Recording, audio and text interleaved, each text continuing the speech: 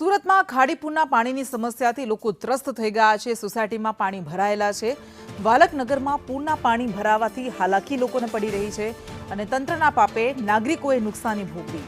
સોસાયટીના લોકો ઘરની સાફ સફાઈમાં લાગ્યા છે। પાણી ઉલેચી રહ્યા છે। ઘરવખરીને નુકસાન થયું છે મોટા પ્રમાણમાં।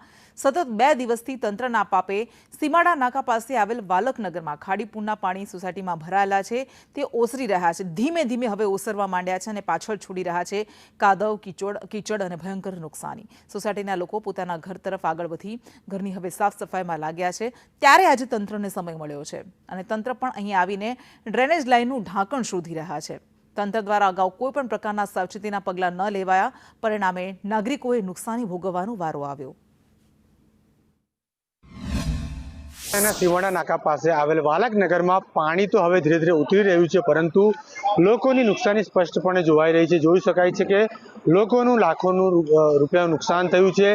લોકો અંદરથી પાણી કાઢી રહ્યા છે અને લાખોનું નુકસાન થયું છે। કહી શકાય છે કે હવે જ્યારે પાણી ઉતરી ગયું છે ત્યારે તંત્રને પણ સમય મળ્યો છે અને હવે તંત્ર પણ અહીં આવ્યું છે અને ગટરના ઢાંકણા શોધી રહ્યું છે। ખાડીપુર આવ્યું હતું તેની સીધી અસર આ સીમાડા નાકા પાસે આવેલ વાલકનગર જે છે તેમાં થઈ હતી, સંસાધનમાં થઈ હતી। અનેક સોસાયટીઓ જે છે અહીં તે સોસાયટીમાં પાણી ઘૂસી ગયા હતા અને કુલ ધડ સુધીના પાણી ઘૂસી ગયા હતા, પરંતુ હવે પાણી જ્યારે ધીરે ધીરે ઉતરી રહ્યું છે ત્યારે પાણી ઉતરતા લોકો પોતાના ઘર તરફ વાટ પકડી છે અને પોતાના ઘરની સાફ સફાઈ કરી રહ્યા છે। જોઈ શકાય છે કે જે રીતે નુકસાની થઈ છે તે નુકસાની લોકો સાફ સફાઈ કરી રહ્યા છે, ઘર સાફ સફાઈ કરી રહ્યા છે, પરંતુ હજી પણ પાણી ઉતર્યું નથી। ધીરે ધીરે પાણી ઉતરી રહ્યું છે। લોકોને તંત્રના પાપે ભારે હાલાકીનો સામનો કરવાનો વારો આવ્યો છે। કેમેરામેન ભૂષણ ચૌધરી સાથે જયેન્દ્ર પાંડે, સંદેશ ન્યૂઝ, સુરત। સુરતમાં ખાડીપુરના પાણી હવે ધીમે ધીમે ઓસરવા લાગ્યા છે, પરંતુ આ ખાડીપુરના પાણી અસંખ્ય મુશ્કેલીઓ, ખૂબ મોટી હાલાકી અત્યારે પાછળ છોડતા ગયા છે।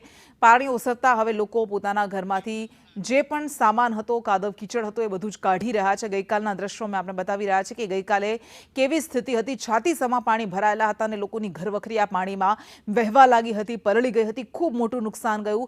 જે મહેનત કરીને ઘરવખરી વસાવી હોય એ બધી જ પાણીમાં વહી ગઈ હતી। અને બીજી બાજુ હવે આજની સ્થિતિ, ધીમે ધીમે જ્યારે પાણી ઓસરવાના શરૂ થઈ ગયા છે, પરંતુ આ પાણી જેવી રીતે સાપ જાય ને ઉછેરડા પાછળ છોડી જાય, એવી જ રીતે આ ખાડીપુરના પાણી પાછળ ભયંકર નુકસાન છોડીને ગયા છે અને લોકો આ મુશ્કેલીનો સામનો કરી રહ્યા છે। તંત્રને હજુ પણ સૂઝતું નથી કે કરવું શું।